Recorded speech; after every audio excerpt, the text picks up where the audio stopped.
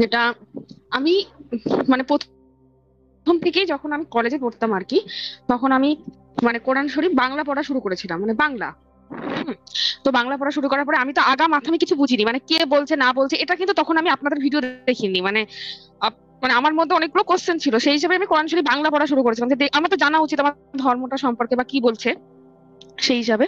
Hello, আপনি কি আমার কথা শুনতে পাচ্ছেন? হ্যাঁ, হ্যাঁ, শুনতে পাচ্ছি, বলেন। হ্যালো। হ্যালো, হ্যাঁ, আমি তখন তো কিন্তু আমি শুনতে আগামাথা পাচ্ছি কিছু আপনার বুঝিনি। কথা, বলেন। হ্যাঁ, হ্যাঁ, হ্যাঁ, ঠিক আছে। হ্যাঁ, তখন তো আমি আগামাথা কিছু বুঝিনি যে কোরআন শরীফ মানে আমি মানে ফার্স্ট থেকে কিছুই বুঝতে পারিনি যে আল্লাহ কাকে বলছে, নবী কাকে, মানে কোন বার্তাটা কার কাছ থেকে এসেছে, ওগুলো তো এখন দূরে। তারপরে এখন তো মোটামুটি আমি মানে ইসলাম থেকে অনেকটা দূরে নিজেকে, মানে আমি শুধুমাত্র যে কিছুই বিশ্বাস করি না বা আমি এগুলো আমার মানে লিটারালি অবাক লাগে যে পৃথিবীর এতগুলো মানুষ তারা কি করে এই জিনিসটাকে বিশ্বাস করছে, মানে তারা কি একবার চিন্তা ভাবনা করে দেখে না যে তাদের মধ্যে কিছু মানে কি করে এগুলো তারা বিশ্বাস করছে, মানে এটা শুনে আমি অবাক হয়ে যাই। আর একটা কথা, যে আমার আপনার কাছে একটা কোশ্চেন আছে, যে আপনারা তো মানে নর্মালি আমি নাস্তিকদের সম্পর্কে মানে আমি অত কিছু জানি না বা আমি এখনো বইগুলো মানে পড়ে উঠতে পারিনি। আপনারা আত্মা মানে আত্মা জিনিসটা সম্পর্কে আপনাদের ধারণাটা কি, যে মানে আত্মা জিনিসটা কি, মানে এটা এটা সম্পর্কে আপনারা কি বলেন? আত্মা বলে কোনো কিছু আছে এরকম কোনো প্রমাণ নাই। আমি তো আত্মা বলে কিছু আছে এরকম কোনো কিছু মানি না, কারণ এরকম কোনো প্রমাণ নাই। আত্মা হচ্ছে প্রাচীনকালের মানুষের একটা ধারণা, সেটা হচ্ছে গড়ে উঠেছিল মানুষ যখন স্বপ্ন দেখতো। আর প্রাচীনকালের মানুষ যখন স্বপ্ন দেখতো তাদের পূর্বপুরুষদের বা তাদের মৃত বাবা, মৃত মা, মৃত ভাই, মৃত বোন তারা মারা গেলে হয়তো তাদেরকে একটা পশু খেয়ে গেছে বা তারা হয়তো কোনো দুর্ঘটনায় মারা গেছে। দেখা যেত যে সেই প্রাচীনকালের মানুষেরা বহুদিন ধরে তাদেরকে স্বপ্ন দেখতো, তাদের প্রিয় একটা জিনিস দেখতো, মানে প্রিয় একজন মানুষ, হুম। আমার আমার মা, আমার বাবা এরকম মানুষকে স্বপ্ন দেখতো। এবং মাঝে মাঝে স্বপ্নগুলো এত বাস্তব বলে তাদের কাছে মনে হতো যে তারা বুঝতে পারতো না যে এটা কি আসলে স্বপ্ন দেখলাম নাকি সত্যি সত্যি আসলো। তারা যেহেতু গুহায় বসবাস করতো, তারা দেখতো যে তাদের মা হয়তো তার জন্য রান্না করছে, খাবার রান্না করছে, এটা স্বপ্ন দেখে সে উঠে দেখতো যে আরে আমি মাকে দেখলাম। তখন তাদের কাছে মনে হতো যে এই যে এই জিনিসটা আমি কেন দেখলাম, আমি তো আমার মা তো মরে গেছে, তাহলে আমি কেন দেখলাম? তখন তাদের কাছে যেটা মনে হতো যে হয়তো মায়ের শরীর থেকে কিছু একটা বের হয়ে সেটা হয়তো আমাদের আশেপাশে ঘুরছে বা আমাকে দেখছে বা আমাকে টেক কেয়ার করছে, আমার আশেপাশে পাশে পাশে থাকছে। এরকমের ধারণা তাদের মনে দানা বাঁধতে থাকে এবং পরবর্তী সময় তারা এই কারণেই মৃতদেহের পাশে ফুল দিয়ে আসতো, মৃতদেহের পাশে তার প্রিয় খাবারটা দিয়ে আসতো, প্রিয় অস্ত্রটা দিয়ে আসতো, প্রিয় অর্নামেন্টস, হয়তো একটা তার মায়ের একটা প্রিয় গলার মালা ছিল সেটা দিয়ে আসতো। এইভাবে তাদের একটা ট্রেডিশন শুরু হয়, একটা কালচার শুরু হয় যে মৃত মানুষদেরকে সম্মান জানানো। এবং সেখান থেকে তাদের একটা ইয়া তৈরি হয় যে হয়তো সেই মানুষটার শরীর থেকে কিছু একটা বের হয়ে যায় যেটাকে আমরা স্বপ্নে দেখি বা আমরা তাদেরকে এইভাবে মনে রাখি। তো এইখান থেকে মানুষের ভিতরে এই আত্মা ধারণার সূচনা ঘটেছে, কিন্তু আত্মা বলে কোনো কিছু আছে এরকম কোনো বাস্তব কোনো প্রমাণ, বাস্তব অবাস্তব কোনো ধরনের কোনো প্রমাণই এখন পর্যন্ত পাওয়া যায়নি। আচ্ছা, তাহলে তো মানে এই যে যে আমরা একটা কথা বলছি যে মানে কুফরি করা মানে ইসলাম ধর্মে যেটা বিশ্বাস করে আর কি, যে তারা তাবিজ করছে বা এই ধরনের যে জিনিসগুলো করছে, তাহলে সেগুলোরও তো কোনো অস্তিত্ব নেই, মানে এই যে বান মারা এই টাইপের কোনো জিনিসগুলো তো মানে আমার ভিতর থেকে না, মানে আমি এগুলো কোশ্চেনটা করছি কারণ আমি আপনার মুখ থেকে শুনতে চাই, কারণ আমার ওগুলোতে একটু ভয় লাগে আর কি, মানে যেটা হয় আচ্ছা, যে আমি এখনো জান্নাত মানে আপু, আপনার পুরোপুরি যে কি ইসলাম মনে থেকে হয়, নিজেকে বার করতে পেরেছি এরকম না। জান্নাত আপু, আপনার কি মনে হয় যে আমি ইসলামের এত বছর ধরে এত সমালোচনা করতেছি, বান মারা যদি থাকতোই তাহলে আমার বান মাইরা কিছু রাখতো, আমার এখন পর্যন্ত মুমিনরা আমার বান মাইরা কিছু অবশিষ্ট রাখতো? হ্যাঁ, সেটা তো অবশ্যই। বা ধরেন এই যে ইসরায়েল যে গাজাতে আক্রমণ করতেছে, বেঞ্জামিন নেতানিয়াহু এই বাড়ার উপরে বান মাইরা কি ওরা আস্থা রাখতো? মুসলমানদের কাছে যদি বান টান কিছু থাকতোই তাহলে তো ওরা সেনাবাহিনী করার দরকার কি, ওরা দূর থেকে বান মেরে দিত, দেখা যেত ওই যে ওই পাশের সেনাবাহিনী মরে গেছে। তাহলে এটা তো তাহলে আমরা মানে অস্ত্র শস্ত্র বাদ দিয়ে আমরা তো তাহলে এই দিকে ইনভেস্ট করতে পারতাম, তাই না? যে একজন হুজুর এসা কোরআন পড়ে একটা বান হুম, মেরে হুম, দিবে আর দেখা যাবে একটা সৈন্যবাহিনী উড়ে গেছে, তাই না? সৈন্যবাহিনীর অসুখ হয়ে গেছে, পাতলা পায়খানা হয়ে গেছে। হুম, হুম, এগুলো তো এরকম করেই মানুষ যুদ্ধ টুদ্ধ করতো। এগুলা যে ফালতু, এগুলো তো বোঝাই যায়, এটার জন্য তো খুব ইয়াও লাগে না। হ্যাঁ, বলেন এবার। আর আর কিছু বলবেন?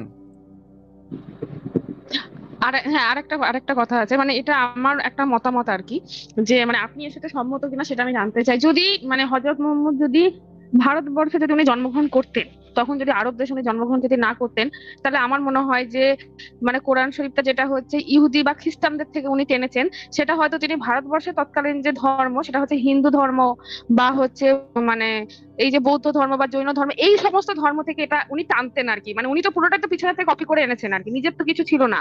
মানে এটা থেকে আপনি কি সম্মত দেবেন যে হ্যাঁ উনি ওটা নকল করতেন এইভাবে, মানে যে এখানে থাকছেন তার প্রিভিয়াস জিনিস সে নকল করে নিয়ে আসছে?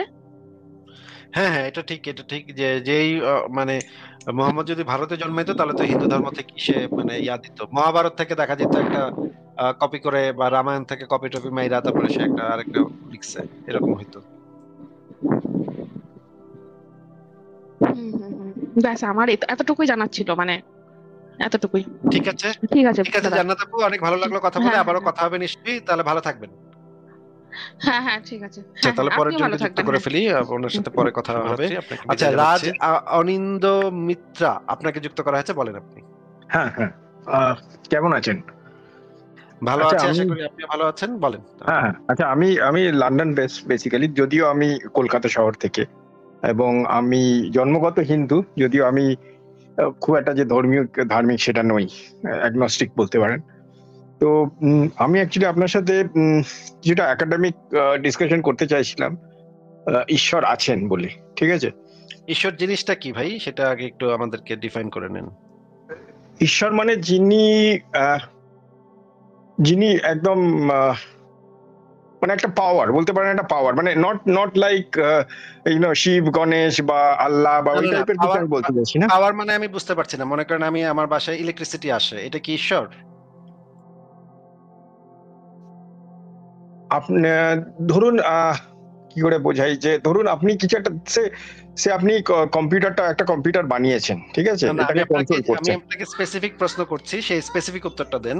মানে আমি একটা জায়গা থেকে ইলেকট্রিসিটি কিনি, আমার বাসায় ইলেকট্রিসিটি আসে, ইলেকট্রিসিটি না দিয়ে না আমার না, বাসার সেটা না, সেটা জিনিসপত্র সেটা চলে। সেটা আপনি যে ঈশ্বর না, বললেন, আপনি যে বললেন একটু কথাটা শুনে নেন, কথাটা শুনে নেন।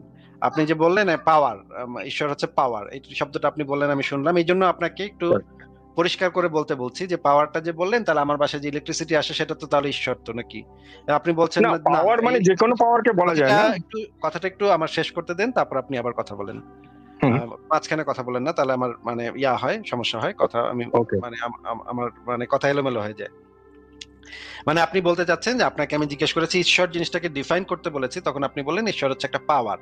এখন পাওয়ার বলতে আপনি কি বোঝাচ্ছেন, সেটা আমার ইলেকট্রিসিটি পাওয়ার নাকি তাপ তাপ শক্তি, নাকি হচ্ছে গিয়ে এটা দুর্বল শক্তি নাকি সবল শক্তি, এটা কি রকমের শক্তি? তা এবং সেটা যে আপনি বলছেন যে যিনি, এইভাবে বলছেন শব্দটা, আবার বলার সময় বলছেন যিনি। আমরা তো যিনি এই শব্দটা তো ব্যবহার করি একটা সচেতন সত্তার উপরে, আমরা এই শব্দটা ব্যবহার করি। কিন্তু পাওয়ারের উপরে তো আমরা কখনো যিনি বা যে এই টাইপের কোনো মানে শব্দ ব্যবহার করি না। যিনি বা যে এই শব্দগুলা ব্যবহার করি শুধুমাত্র সচেতন সত্তার উপরে। পাওয়ারের তো কোনো সচেতন সত্তা নাই, সচেতন চিন্তা ভাবনা নাই। তাহলে পাওয়ার যে বলছেন ঈশ্বরকে, সেইটার সাথে তো একটার সাথে একটা কিছু মিলছে না।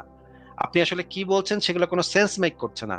আপনি একটু আমাদেরকে পরিষ্কার করে বলেন যে কি বোঝাতে চাচ্ছেন, যে আগে বলেন যে ঈশ্বর জিনিসটা কি সেটা আগে বলেন, এমন কোনো শব্দ ব্যবহার করেন না যেটার জন্য আবার এইটার সংজ্ঞাটা আমাদের জানতে হবে। আপনি আমাদেরকে একটু সহজভাবে বলেন যে ঈশ্বর জিনিসটা কি, এটা বলেন। আচ্ছা, এবার বলি। হ্যালো। হ্যাঁ হ্যাঁ, বলেন। আচ্ছা, না আমি হয়তো যিনি কথাটা ভুল হয়ে গেছে। আপনি হয়তো ঠিকই বলছেন, কারণ আমরা যিনি মানে মেনলি কোনো ব্যক্তি বা ওই টাইপের কিছুকে বোঝাই। আমি ঈশ্বর আর পাওয়ার, আপনি যে পাওয়ারটা বলছেন, দে আর সাবসেটস। কারণ সেটার থেকে আরেকটা থেকে সৃষ্টি হচ্ছে, মানে সেই পাওয়ারটা আরেকটা থেকে সৃষ্টি হচ্ছে, আরেকটা থেকে এটসেট্রা এটসেট্রা, রাইট? সেটা একটা সাবসেট। আমি বলতে চাইছি পাওয়ার মানে একদম এক্সট্রিম পাওয়ার, যেটাতে মানে যদিও অ্যাস্ট্রোফিজিক্সে বলে যে মানে শূন্য বলে কিছুই নেই। আমি সেই জায়গাটাতে যেতে চাইছি, যে সেইখান থেকে যিনি কিছু সৃষ্টি করছেন বা আচ্ছা, এখানে একটু কন্ট্রোল করছেন একটু থামাচ্ছি। তাহলে আপনি বলতে চাচ্ছেন যে সৃষ্টিকর্তা, মানে আপনি যে ঈশ্বরের কথা বলছেন সে কোনো সচেতন সত্তা না, এটা তো বলতে চাচ্ছেন নাকি? মানে হতে পারে, মানে আমি বলতে চাইছি আমাদের মতন এই আল্লাহ বা শিব সে ভেঙে দিচ্ছে পা দিয়ে একটা স্বর্গ তৈরি না, করছে না, এরকম সেটা তো আমি টাইপের বলি না, নাই। সেটা সেরকম না। তো আমি আপনাকে এখন পর্যন্ত কিছু বলি নাই যে আমাদের মতো আল্লাহ বা এরকম কিছু তো আমি আপনাকে প্রস্তাব করি নাই তো। তাহলে আপনি এটা বললেন না যেটা আমি আপনাকে বলি নাই অলরেডি, সেটা আপনি আমাকে বললেন না, বুঝায়েন না। আমি আপনাকে জিজ্ঞেস করেছি যে আপনি আপনাকে যখন আমি ধরলাম যে এটা জিনি শব্দটা আপনি ব্যবহার করেছেন, তখন আপনি ওই জায়গাটা থেকে একটু সরে আসলেন, সরে এসে বললেন যে জিনি শব্দটা ব্যবহার করাটা আপনার ঠিক হয় নাই, এটা তো একটা শক্তি, এটাই তো আপনি আমাদেরকে বোঝালেন। তাহলে শক্তি যদি হয়ে থাকে তাহলে শক্তির তো অলরেডি আমাদের একটা শব্দ আছে, সেটাকে আমরা শক্তি বলি বা পাওয়ার বলি। এটাকে আপনি আবার ঈশ্বর কেন বলছেন? এটা তো আমি বুঝতে পারছি না। আহ, ঈশ্বর তো হ্যাঁ মানে যদি ঈশ্বরটা যেহেতু আমরা ইউজ করি টার্মটা তাই, না, ঈশ্বর নইলে বলতে হয়তো আমরা ইউজ টার্মটা করতাম না। এভাবে ইউজ করি না। ঈশ্বর বলতে আমরা একটা সচেতন সত্তাকে বোঝাই, যা যে পৃথিবীতে যত ধরনের ঈশ্বর আছে, যতগুলা ধর্ম আছে, যত ধরনের ঈশ্বর আছে, সব ঈশ্বরই এক ধরনের সচেতন সত্তাকে বোঝায়। ঈশ্বর হচ্ছে একটা ব্যক্তি বিশেষকে বোঝায়, একটা না সত্তাকে না বোঝায়। আশিফ ভাই, আমি ধার্মিক যারা এগুলো আপনিও জানেন আমিও হ্যাঁ, জানি, ঠিক এর আছে, কোনো ঠিক আছে, মানে নেই, ঠিক আছে, এগুলোর কোনো ঠিক আছে, মানে ঠিক নেই, আছে, এটা ঠিক আমিও আছে। জানি আপনি যদি আপনিও সেটা জানেন। না বোঝান, আপনি যদি সেটা না বোঝান, আপনি যদি একটা সচেতন সত্তা না বুঝিয়ে থাকেন, তাহলে তো আপনি বোঝাচ্ছেন হয়তো এক ধরনের শক্তিকে বোঝাচ্ছেন। তাহলে সেই হ্যাঁ, শক্তিকে তো শক্তি, শক্তি বলেন আপনি, শক্তিকে আবার ঈশ্বর কেন বলছেন? নামটা না সেটা ঈশ্বর কেন দিচ্ছেন সচেতন এটাকে? হতেও পারে নাও হতে পারে, মানে আমি অ্যাগনস্টিক, আমি ঠিক বলতে পারছি না। এর নামটা মানে যেহেতু আমরা মানে সবাই গড বলে বলি সেই হিসেবে হয়তো বলছি, মানে তাহলে নামটা তাহলে ডোন্ট আমি গো বাই দ্য নেম, তাহলে আমি আপনি যদি যা বলি খুশি নাম এরকম, বলতে পারেন। আমি যদি বলি এরকম যে রাজ অনিন্দ্য মিত্র ভাই জানেন ঘোড়ার ডিম আছে, জানেন ঘোড়ার ডিম আছে, তখন আপনি বলেন ঘোড়ার ডিম আছে, এটা আবার কিভাবে সম্ভব? এটা আবার কি বলেন? এটা আসিফ আসিফ ভাই এটা কি বললেন আপনি? ঘোড়ার ডিম আছে, এটা আবার কেমন কথা বললেন? তখন আমি বললাম যে না, ঘোড়ার ডিম বলতে আমি বোঝাচ্ছি যে শক্তিকে বোঝাচ্ছি। আমি যদি শক্তিকে ঘোড়ার ডিম নাম দিয়ে বলি যে ঘোড়ার ডিম আছে, তাহলে কি এই কাজটা কি করাটা কি যুক্তিযুক্ত হবে? হ্যাঁ এবং না, না আপনি বুঝতে পারছি আপনি কোত্থেকে বলছেন ব্যাপারটা, সে থেকে আমি মেনে নিচ্ছি, কিন্তু আবার মানে মানে আমি সকলে আপনাকে যে বোঝাতে চাচ্ছি, আমি না আপনাকে আপনি বোঝাতে বুঝতে চাচ্ছি পেরেছি আপনি পাওয়ার, কি বলতে পাওয়ার, বলতে পেরেছি। এনার্জি, এই জিনিসগুলোর তো অলরেডি একটা শব্দ আছে, যে শব্দ দ্বারা এটাকে আমরা ডিফাইন করতে পারি। ঈশ্বর যে শব্দটা দ্বারা একটা সচেতন সত্তাকে বোঝায়, সারা পৃথিবীর মানুষ যেটা বোঝে, এবং যে বিভিন্ন ডিকশনারিতে যে জিনিসটা লেখা আছে, বিভিন্ন ধর্মগ্রন্থে যেই চরিত্রটার কথা বর্ণনা করা আছে, এই শব্দটাকে টেনে হিচড়ে আমাদেরকে কেন ওই শক্তির ক্ষেত্রে লাগাতে হবে? আচ্ছা ঠিক আছে, আগে লেটস আমাদেরকে লেটস বলতে হবে যে শক্তি লেটস আছে। আমরা তো ওকে অলরেডি লেটস জানি শক্তি আছে। শক্তি হচ্ছে গিয়ে অবিনশ্বর। এই যে আমরা যেই মানে পদার্থবিজ্ঞানের সূত্র থেকে আমরা জানি শক্তির সৃষ্টি বা ধ্বংস হয় না। এটা শুধুমাত্র এক এক রূপ থেকে আরেক রূপে রূপান্তরিত হতে পারে মাত্র। এটাকে আমরা মেনে আপনি নিয়েছি। এনার্জির এটাকে কথা আমরা বলছেন, এনার্জির কথা এনার্জি, বলছেন হ্যাঁ, তো? এনার্জিকে, হ্যাঁ, ঠিক আছে, এনার্জি। এটাকে আমরা মেনে নিয়েছি। এটা বৈজ্ঞানিকভাবে সত্য। এটা আমরা মানে যেকোনো বিজ্ঞানের যেকোনো বইতে ১ম দিকের সূত্রগুলোর ভিতরে এটা একটা পড়ে। এটাকে ডিফাইন করার জন্য অলরেডি আমাদের কাছে শব্দ আছে। এটার জন্য আবার এক্সট্রা আরেকটা শব্দ আমাদের প্রয়োজন নাই। যেই শব্দটা অলরেডি পৃথিবীতে ব্যবহৃত হচ্ছে একটা বিশেষ বিষয়কে বোঝাবার জন্য, সেই শব্দটাকে টেনে হিঁচড়ে এখানে লাগানোর প্রয়োজনটা আমি বুঝতে পারছি না। মানে আমি বলতে চাইছি সেই এনার্জিটা বিজ্ঞানের ক্ষেত্রে অনেক সময় যেটা অনেকেই বলছেন যে মানে সেই এনার্জিটা it's a random creation, it's not like controlled by something or somebody. Again somebody বললে আপনি হয়তো এগেন সেই এর দিকে চলে যাবেন, বাট ইটস নট কন্ট্রোলড। আমি বলতে চাইছি যে ওটা একটা কন্ট্রোলড, এবং সেইখানে আমি আপনাকে আর কি কিছুটা আর কি কন্ট্রোলড ডিবেট বললে করতে তো চাই। কন্ট্রোলড বললে তো সেখানে সচেতন সত্তা চলেই আসে। যদি যেকোনো জায়গাতে আপনি কন্ট্রোলড হ্যাঁ, বলবেন কিন্তু তাহলে সচেতন মানে কন্ট্রোলার আমরা যেভাবে সচেতন বলছি সেভাবে আমি বলতে চাইছি না। মানে ফর এক্সাম্পল সে আমাদের পৃথিবীতে জীব আছে, রাইট? অন্য অন্য কোনো গ্রহে অন্য কোথাও হয়তো আছে। কিন্তু সে যে আমাদের মতোই তা নাও হতে পারে। আমাদের যে কেমিক্যাল রিঅ্যাকশন আমি তো নিয়ে আপনাকে আমাদের বলি নাই। যেভাবে তৈরি আমি তো হয়েছে। ভাই আপনাকে তো বলি নাই যে আমাদের মতোই সে। সেটা তো আমি হ্যাঁ, তো আপনাকে একবারও বলি নাই। সেইভাবেই বলতে কিন্তু চাইছি যে আমি তো আপনাকে বলেছি যে কন্ট্রোলড যদি আপনি বলেন, তাহলে যে কন্ট্রোলার হবে সেই কন্ট্রোলারটা তো একটা সচেতন সত্তা হবে। হ্যাঁ, আমাদের কারেক্ট। মতো এটা আমি আপনাকে একবারও বলি নাই ভাই। আমি আমাদের মতো মানুষের মতো বা বাঙালির মতো বা ২ টা চোখ থাকবে এরকম কিছু আমি আপনাকে বলি নাই। আমি বলেছি সেটা যদি সচেতন সত্তা হয়, তাহলে তো ঘুরে ফিরে একই কথাই তো হইল। ওই না, ধর্মের মধ্যে তো আরেকটা কিন্তু জিনিস আপনি না, কিন্তু জড়িত ধর্মে কি করছেন। বলছে যে আপনি আমি ডিফারেনশিয়েটটা করার যদি চেষ্টা করি, আমায় ১ সেকেন্ড দেন। যে ধর্মে বলছে ধর্মে যাদের বলছে তারা বেসিক্যালি মানুষেরই একটা রূপ। ঠিক আছে? মানে যেকোনো ধর্মেই তারা মানুষেরই একটা রূপ।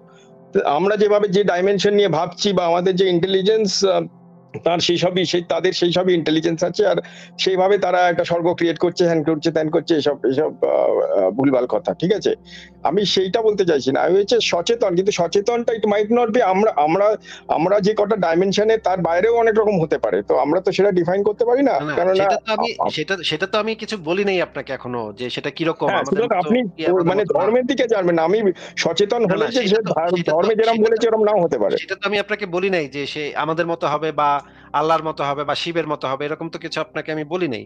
সেটা যেরকমই হোক না কেন, সেটা যদি সচেতন সত্তা হয়, সচেতন হ্যাঁ, সত্তা নির্ভর করে একটা বায়োলজিক্যাল সচেতনতা, মানুষের সচেতনতা, কনসিয়াসনেস, এটা নির্ভর করে, বা এটা হচ্ছে বায়োলজিক্যাল একটা ব্যাপার। কিছু জিনিসপত্রের মিথস্ক্রিয়া, কিছু মানে মস্তিষ্ক থেকে শুরু করে পৃথিবীতে যত ধরনের প্রাণী আছে, যত ধরনের জীব আছে, যত ধরনের জীব কণা আছে, সেগুলোর ভিতরে যদি সচেতন সত্তা থাকে, তাহলে বুঝতে হবে যে সেই জিনিসটা ডেভেলপ করেছে, এবং সেটা হচ্ছে একটা কেমিক্যাল রিয়াকশন, এবং সেটা হচ্ছে একটা মিথস্ক্রিয়া, যেটা হচ্ছে জৈব মিথস্ক্রিয়া। মানে মানুষের যে সচেতন সত্তা বা প্রাণীর যে সচেতন সত্তা, সেটা হচ্ছে একটা জৈব মিথস্ক্রিয়া। আপনি যদি সচেতন সত্তা সেটাকে বলেই ফেলেন, তাহলে তো সেটার সাথে এটাও মেনে নিতে হবে যে সেই সেই জিনিসটা একটা জৈব রাসায়নিক প্রক্রিয়ার মাধ্যমে এই চিন্তাটা করে।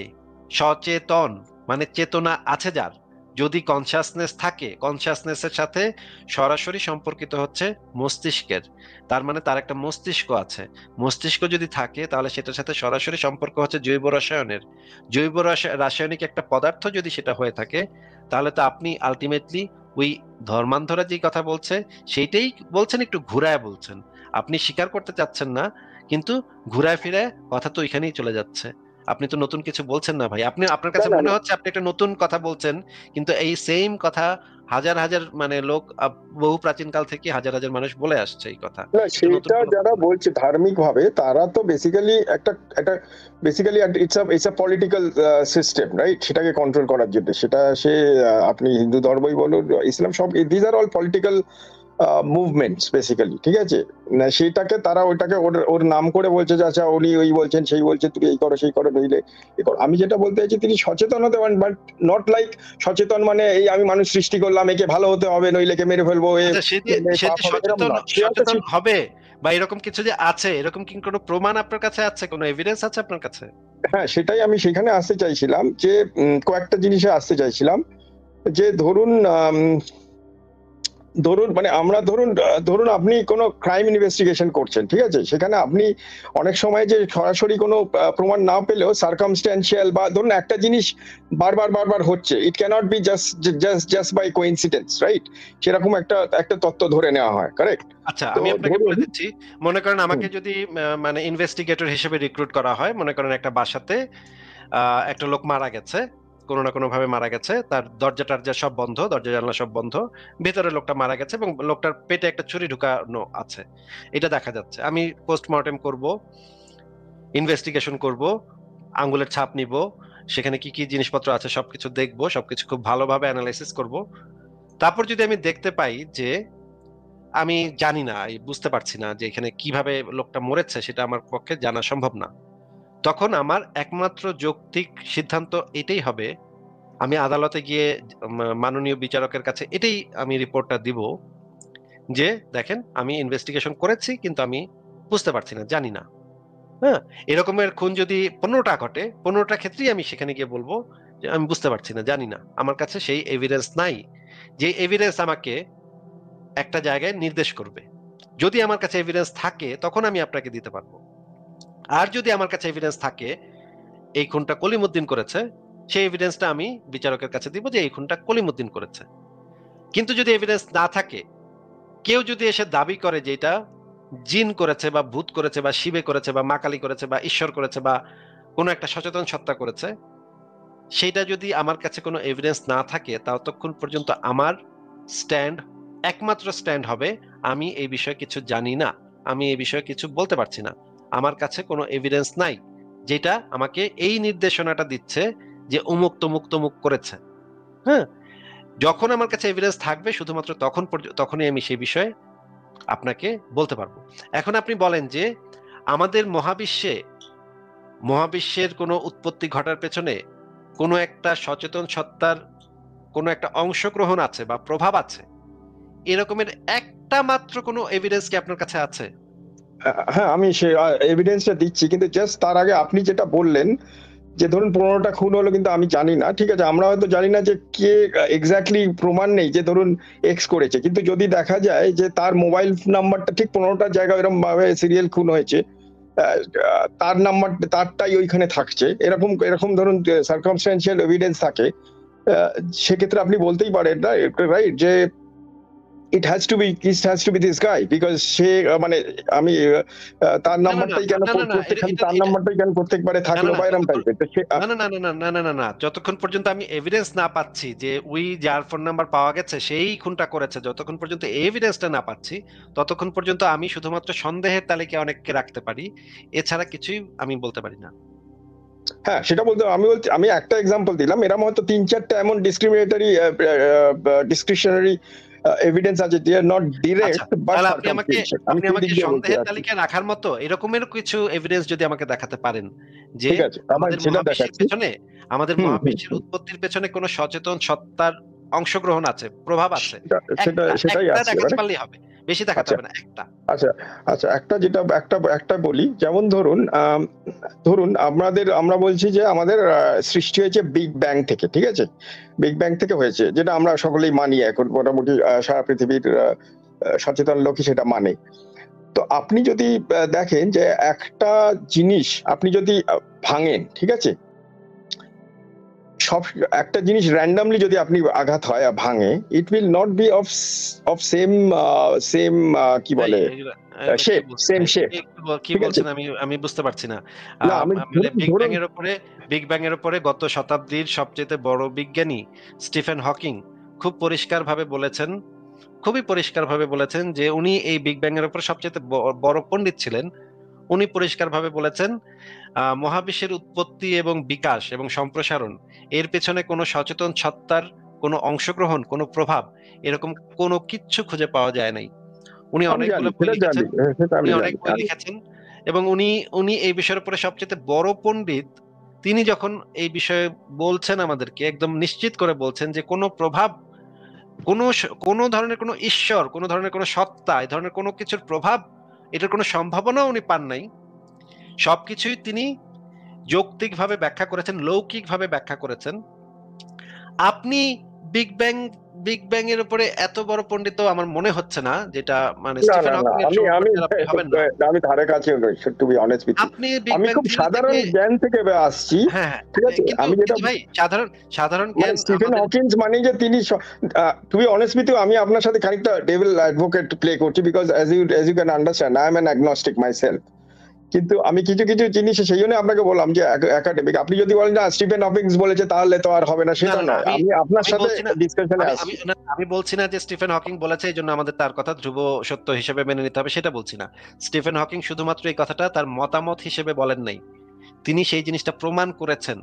আমি আপনাকে এই জিনিসটা বলতে চাচ্ছি যে যখন এই বিষয়ের উপর একজন সবচাইতে বড় পণ্ডিত, তারা যখন জিনিসগুলোকে প্রমাণ করবেন, তখন যদি মনে করেন কোথা থেকে একজন লোক এসে যদি একটা উদ্ভট কথা বলে, সেটা আসলে সেই ধরনের গুরুত্ব দেওয়ার মতো কিছু বলে আমার কাছে মনে হয় না। না কিন্তু আমি মনে করেন যেটা মনে করেন 2 মিনিট মনে আমাকে করেন দিন, আমি যদি এক সেকেন্ড বলতে চান।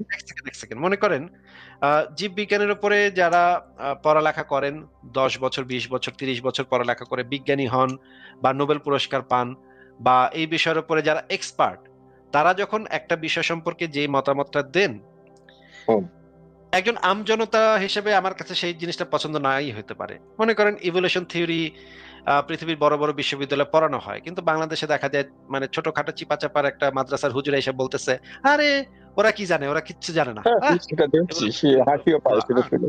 আমার কাছে এরকম অনেক ভিডিও আছে, হুজুরেরা বলতেছে আরে আইনস্টাইন কি বুঝে, আইনস্টাইন তো কিছুই বুঝতো না, আইনস্টাইন কিছু জানে না নাকি। আমি আমি আপনার সবটাই দেখি, খুবই ভালো লাগে, আমি আপনারটা এখন খুবই খুবই এখন ভালো ভাই লাগে, সেই এখন জন্যই ভাই আমি এসেছি। মানে স্টিফেন হকিং যখন একটা জিনিস প্রমাণ করেন, উনি এই বিষয়ের উপরে বই লেখেন, এই বিষয়ের উপর প্রত্যেকটা খুঁটিনাটি বিষয় অ্যানালাইসিস করে এই জিনিসগুলো বলেন, এবং একজন আমাদের মতো একজন আম পাবলিকের অ্যানালাইসিস, সেটার ভিতরে তো অবশ্যই পার্থক্য আছে।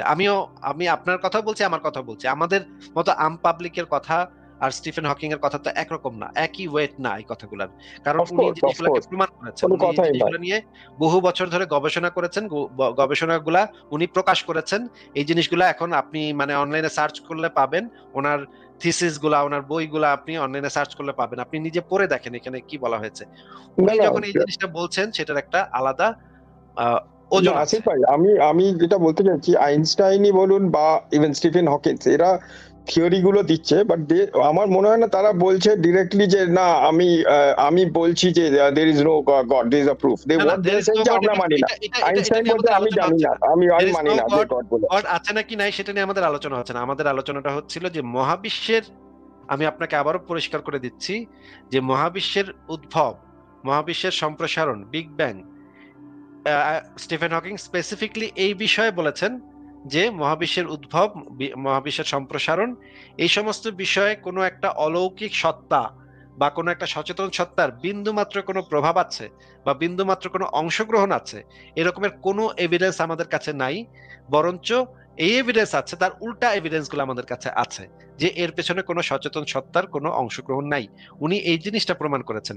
এখন ঈশ্বর আছে নাকি নাই সেটা তো ভিন্ন আলোচনা ভাই, না, সেটা উনি করতে গেলে উনি সেটা বলেছেন করবো। there is no need for God's there was no need for God's intervention for creation হ্যাঁ, of this whole to universe. explain the To explain, expansion of correct, universe, correct, হ্যাঁ, correct, এই correct. এই কথাগুলো বলেছেন, হ্যাঁ।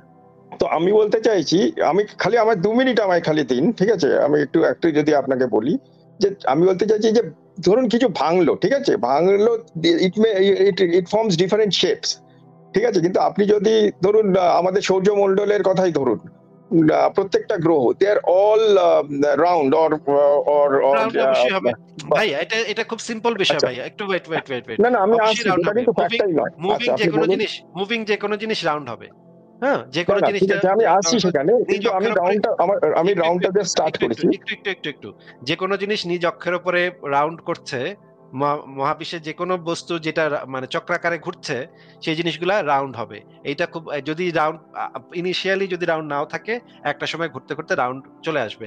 এবং এইটার জন্য কিছু জেনারেল ফিজিক্স পড়লে এই জিনিসটা বোঝা যায়, খুব সাধারণ ফিজিক্স পড়লে এই জিনিসটা বোঝা যায়, হ্যাঁ, আমি জানি। এটা কেন রাউন্ড হয়। এটার জন্য কোনো অলৌকিক সত্তার কোনো প্রয়োজন নেই। না, কিন্তু আমি পরপর গুলো আসছি বলে আপনাকে বলছি।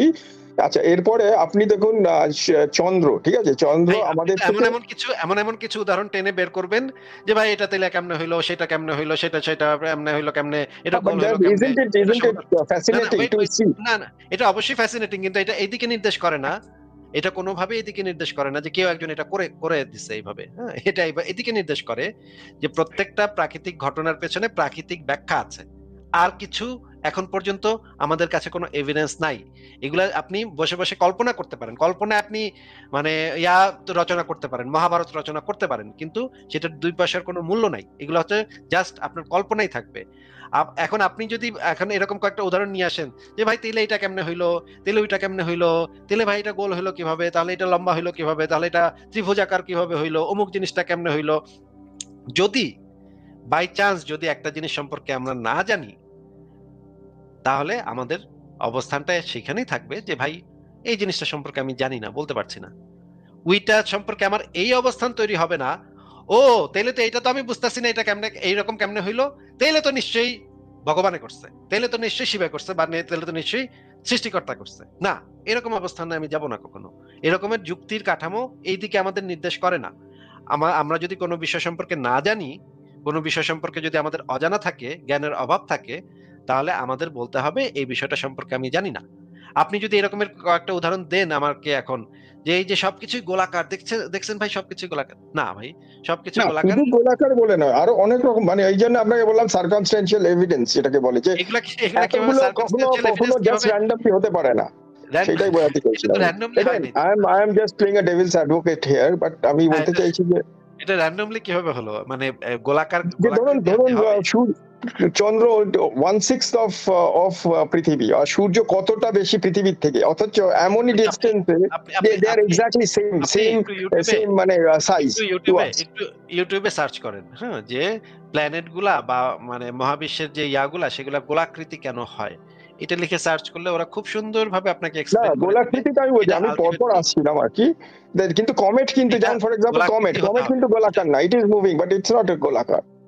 এটা এটা কেন গোলাকৃতি না সেটারও আবার সেটার জন্য আপনি আরেকটা ইউটিউবে সার্চ করবেন কেন এটা ওইটা গোলাকৃতি না, ওইটার মানে ঘূর্ণনে পার্থক্যটা কি, ওইটার ঘূর্ণনের হ্যাঁ কিন্তু পার্থক্য আপনি যেমন খালি কি ওইটাকে এমন একটা কি ধরছেন, আমি পরের এমন গুলো কি যদি এমন আপনি কি সবগুলো ধরেন। এমনকি সৌরজগতে একটা উপগ্রহ আছে যেটা উল্টা দিকে ঘুরে, হ্যাঁ, সেটা হচ্ছে শনি গ্রহের একটা উপগ্রহ আছে, সেই উপগ্রহটার নাম হচ্ছে টাইটান। এটা কেন উল্টা দিকে ঘুরছে, বাদ বাকিগুলো যেন কেন একদিকে ঘুরছে আর এটা কেন উল্টা দিকে ঘুরছে, এটাও আপনি ইউটিউবে একটু সার্চ করেন, সেটার খুব সুন্দর লৌকিক ব্যাখ্যা আছে, প্রাকৃতিক ব্যাখ্যা আছে। সেটা কোনো একটা এমন জিনিস না যে এটা আমরা জানি না ভাই এটা কেমনে হইলো, এটা কেমনে জানি না। না আর না যদি আমরা কেমনে হইলাম যদি নাও জানতাম, তাহলে আমরা এই কনক্লুশনে আসতাম না যে কোনো একটা অলৌকিক সত্তা এটা করাইছে, না, আমরা এই কনক্লুশনে আসতাম যে এটা কেমনে হয়েছে আমরা জানি না ভাই।